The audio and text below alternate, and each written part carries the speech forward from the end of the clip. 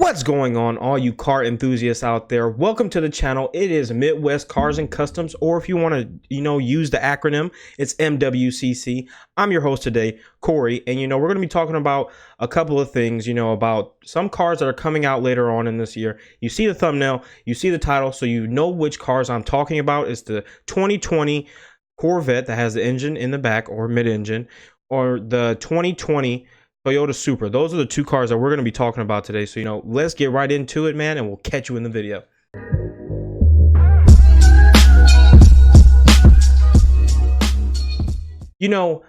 It's been a lot of talk about these cars since the beginning of probably 2017, 2018. There's always been rumors about the mid-engine Corvette coming out, or, another Supra coming out. And today, or in this month of July, we have facts for both. The cars are releasing later on this year with a price point around 50 to 60,000. We don't know yet how much the Corvette is going to cost. We just know that it's going to be below 60, but the Toyota Supra will be around 50,000 if you buy the base version, 53,000 for, I think it's the GR edition, and then you have the limited edition, which is 55. So, the cars are all priced in a very good range. But, let's get to comparing the two, because they are two great cars and two legendary cars that, the car community or car enthusiasts have been waiting for a long time. So first, we're going to talk about the mid-engine Corvette because, it just got released maybe a day ago. The reveal was a day ago, depending on when I upload this video and when you watch it. I had a video the other day where I had the highlights of the stream. I'll probably link the video in the description below. But, it highlighted the live stream of when they revealed the Corvette. And, a lot of cool things happened in that, little live stream. They brought out the car. They showed the C8R race car, like a prototype of it. And, this is just the Stingray, number one. And they showed tons of features. But, first things first, we're going to talk about, the starting price, the power, the performance, certain things about the car. We're going to talk about the exterior colors that you can get, so the paint on the outside, and we're going to talk about the interior colors you can get. Plus, we're going to talk about what transmission it has. So let's start. First things first is that, as you know, in the live stream, the president of GM said that the car was going to be around $60,000. As you know, in 2014, I might not be correct, but 2014 is when the C7 Corvette came out, and the Stingray was around $52,000 to $56,000. So, I wasn't expecting the mid-engine Corvette to be over $100,000 like some people did. But, this is the base Corvette.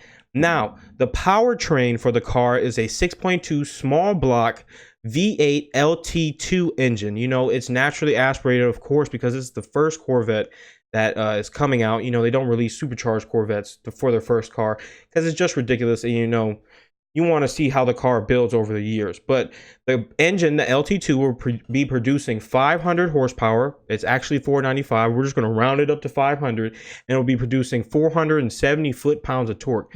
So, I mean, for a car that's going to cost $60,000 or around that point, that's really well for a car that has a mid-engine. I mean, you have to think about certain cars like, Lamborghini Huracan or Audi R8 or what's another mid-engine car? Maybe a 911.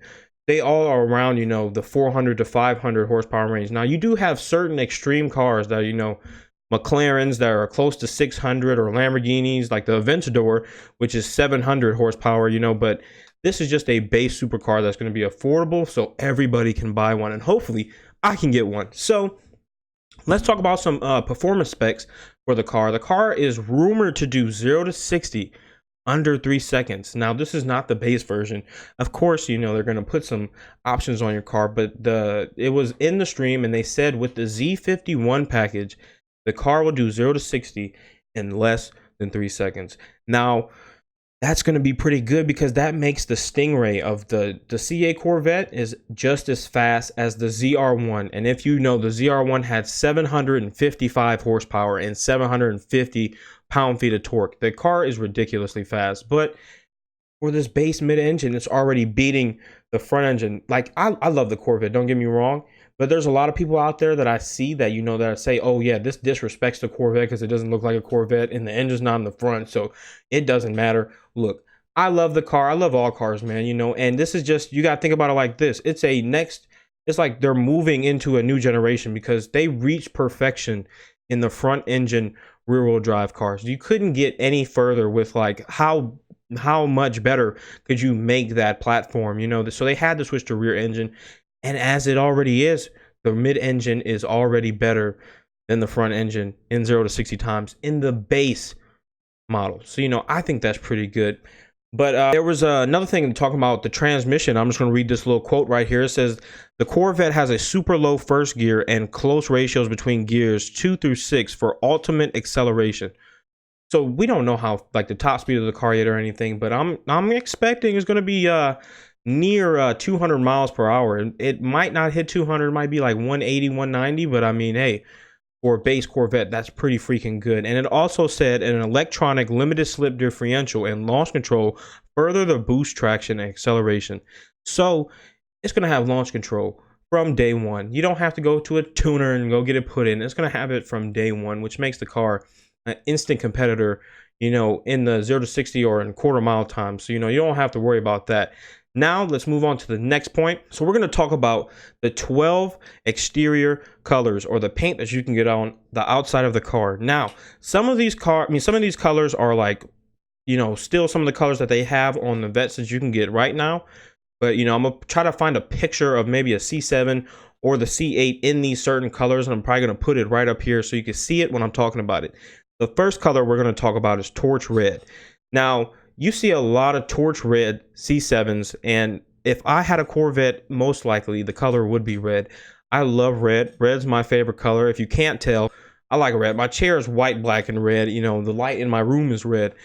I just love red. So if I ever got one of these cars, it would probably be in torch red. But then we have Arctic white, black, blade silver metallic, shadow gray, ceramic matrix gray, Long Beach red, Elkhart Lake Blue, Sebring Orange, which is, I believe, the Sebring Orange may be like a dark orange or close to the ZR1 Orange, Rapid Blue, Zeus Bronze, and Accelerate Yellow. Now, as you guys know, if you watch the channel and you watch the videos, you know my dad has a 2003 Z06. The car is so clean, it's ridiculous. I think the car has like 20,000 miles on it. They don't drive it a lot. It's really like a show car, but if I got a Corvette, you know, the two options would be, you know, torch red or trying to get a custom cold color from Millennium Yellow, because, you know, there's going to be a lot of like red and yellow and black and white Corvettes. So, you know, I kind of want mine to stand out if I have the chance to get one, if you guys hit that subscribe button. But those are all the colors, man. I think, you know, that's a pretty good color set compared to the Supra. When I list all the colors the Supra has, you'll be like, man, the Corvette's really a better bargain for the buck, you know what I'm saying? But let's move on to the interior colors. Now, the Corvette absolutely beats a lot of cars in the interior. You get 6 interior options from the factory that you can get. Now, these are the interior options because, you know, Corvette, they said, you know, we also want to ride in style. So the first one would be jet black. Now, a jet black interior is like all black, I'm guessing. So, you know, that's not too fancy. That's like, you know, that's probably be like the base model that you can buy. Then you have sky cool gray, adrenaline red. Okay, that adrenaline red, as Tall Guy Car Reviews say, you know, that's that drippage. If I got a Corvette, I would definitely get adrenaline red interior because you need the red guts. I love red interiors on cars. It makes the car look entirely better. And I'll put a picture up here so you can see it. Red interior is amazing. Then you have natural dipped interior, which I think is like a close to brown color, like a tannish brown. Then you have two-tone blue. Now, I think that the two-tone blue is a new color that is coming to the Corvette's interior. I don't think it was in any Corvette before, but the two-tone blue, that would be a really interesting color scheme depending on how it looks. I don't think there's any pictures out there that are showing you how the interior looks for two-tone blue yet. I think it would look pretty interesting though. But then the last color is Morello red. Now, Morello red is kind of like a burgundy color. Now, you have those peanut butter and jelly seats. I think that will also really look pretty good. You know, why I say really look pretty good. It would look pretty good if you had it on a Morello red Corvette. Like my friend's dad had a Morello red Z06 and it looked amazing because it's almost like burgundy. But those are all the interior colors, 6 interior colors that you can get. So, I think those are pretty good decisions, for all car enthusiasts, no matter if you want to have a show car, race car, or, you just want to beat the crap out of the Corvette. You have every interior for your liking. Let's move on to the dual clutch transmission. Now, there's a lot of Corvette fans out there, like my parents, that do not like automatics, that, are wondering why the Corvette is not coming with manual transmission, because a lot of fans are, manual car enthusiasts. There's a movement out there called Save the Manual. Street Speed 717 says, I want to buy all my Corvettes in a manual, but they're getting rid of the manual because, if you look at performance numbers, of course, the automatics of these days and the dual clutch transmissions of these days are smoking automatics, because it can shift faster than a human. That's just all it is, So I think, the Corvette is a great car overall. I love it. No matter what anybody says, I love the Corvette, mid-engine Corvette. I've been hearing about it for years, and I really like the car. But we have a competitor from Toyota, just like in the 90s, that they brought the Toyota Supra, the Mark IV generation over here, and it crushed every competitor once you start putting mods into it. And it was cheaper than every other thing that you could buy over here. But let's talk about the Toyota Supra. Now, the price point for the Toyota Supra is guaranteed to start at $50,000. Now, $50,000, that's pretty cheap. That's like a student loan. That's like a school loan, $50,000. That's pretty cheap for a sports car that's going to have modability from day one. There's already a lot of, forums out there that are talking about, oh yeah, the Supra has this, holes right here. I looked at a video where they opened the hood and there was already like indentations for you, so you can put strut bars on the, in the hood already. That's ridiculous. So that's another thing that, the Supra kind of has over the Corvette, because I don't think there'll be modability from day one for the C8 Corvette. It might take a couple months, it might take a year, because they're switching the entire platform. So now manufacturers and aftermarket companies have to make whole entire new parts. You have to design whole entire new parts. So, it's going to take them a while to put those on the market. But let's talk about the powertrain of the Toyota Supra. As you know, the Toyota Supra has always had a V6 with a turbocharger in it. Now it has the same thing, but for this Toyota Supra, they did not make the engine. A lot of people are mad about that, since they did make the engine. BMW actually gave them the engine, the platform, because it shares a platform with the Z4, and Toyota actually went in and modded it themselves, gave a little caretaking to the engine and made it, its own car. But, the car has an engine of a 3.0 liter inline 6 engine that can produce up to 335 horsepower and 365 pound-feet of torque. Now, that's pretty good for a V6 car. Think about it, in the 90s. That's around, I think the Supra, the 1999 Supra had like 345 horsepower, and off the line you could mod it and it will beat any car. It will beat supercars out here. So I think that's what Toyota is trying to accomplish again, because they don't want to break people's pockets. Like, think about where the price point is for the GTR today.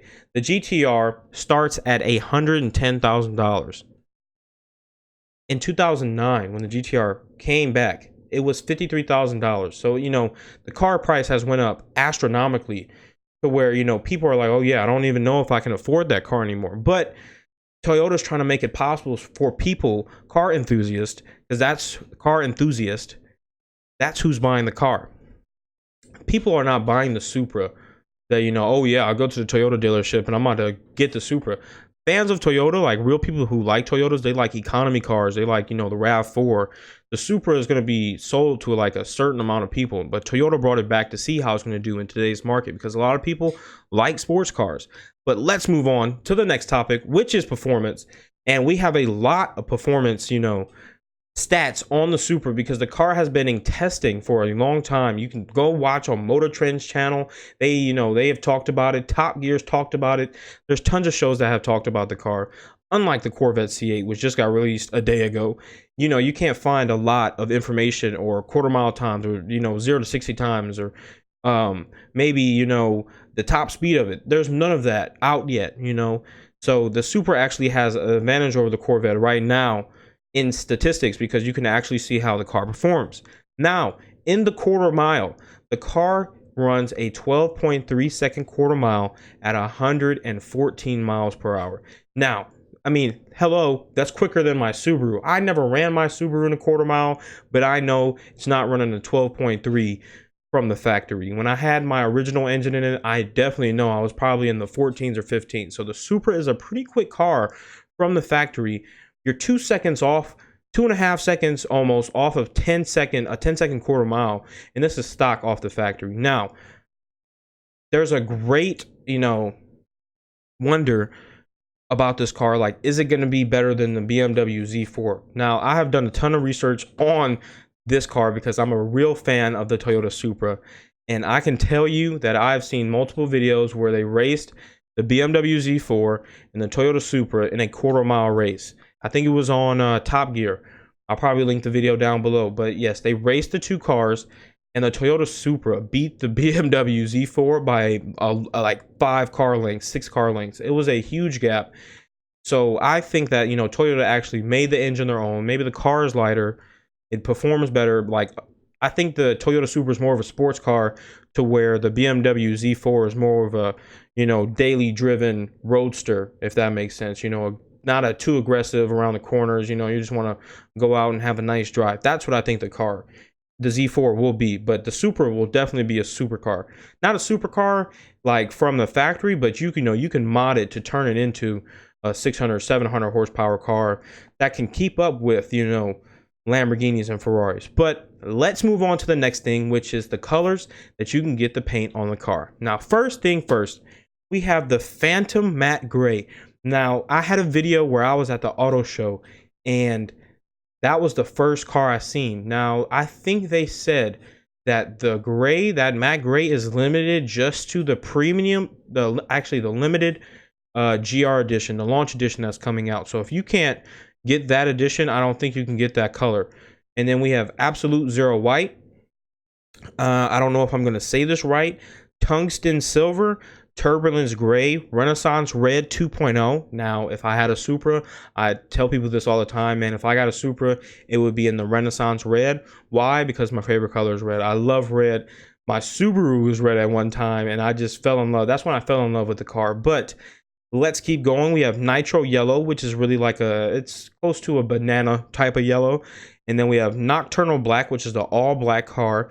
That color code actually sounds pretty freaking good. Nocturnal Black makes the car sound menacing. And then we have Downshift Blue, which is close to the Subaru Blue. I peeped what you were doing there, Toyota. It's close to the Subaru Blue, but we're not going to talk about that. I think that'll be a pretty good color for the car also. But unlike the Corvette, it only has 2 interior options, okay? 2. I would really say it has 1.5 interior options, okay? Because first of all, let's talk about it. In the launch edition Toyota Supra, right? You have a red seat on the driver's side and a black seat on the passenger side. I'm probably going to find some pictures and try to show you guys what I'm talking about, but I don't think it looks good. To have one side of the door panel red on one side of the car, and then you look on the other side of the car and it's black. That just doesn't make sense at all. I hope Toyota changes that, man, because that does not look good. If I probably bought a Toyota Supra, I would get black seats, which is the other interior option, is all black. That's probably what I would get, because I don't want one seat that's red and the other seat that's freaking black. That just doesn't make sense. So that's all for interior options. Now let's talk about the transmission. Unlike the Corvette, it does not have a dual clutch transmission, which is in most sports cars today. It has an 8-speed automatic. Now, when I think of an 8-speed automatic, I'm thinking about cars like, the previous generation Corvette, which had they had a 10-speed automatic in the Corvette and the Camaro at one point. Correct me if I'm wrong in the comments down below. But, I think, Toyota's going to try to start off with, just automatics. There's no point of manuals today in a brand new car, because they just don't outperform the automatics or the dual clutches. Like, you can't shift faster than a machine. All right, guys, we're coming to the end of the video here, man. And I think I, reviewed a couple of things about the cars. Maybe I'll go try to get a test drive of the cars when they come out and get a car review. I'm not that big of a YouTuber yet, so I personally do not know if a dealership will hand me a Supra or hand me a Corvette to go drive it and, you know, review it. But, you know, I might have my ways. Which car would you get and why? You know, do you like the V8 power over the V6? Are you more of a V6 fan with a turbocharger like I am? You know, because if I had the chance to get either car, I really don't know which car I would get. It's that hard because the price points are right there. You know, it's a $10,000 price point in between each other. That's not much, you know, so let me know what you want to know. You know, if you want to know anything more about the car, you can message me on Facebook at Corey Lockhart, or you can add me on Snapchat at WRXCorey. You know, if you want to ask me any more things about the cars, but let me know what you think in the description, in the comments below. Subscribe, like, and share, man, and we're going to keep growing, and I'll see you in the next video.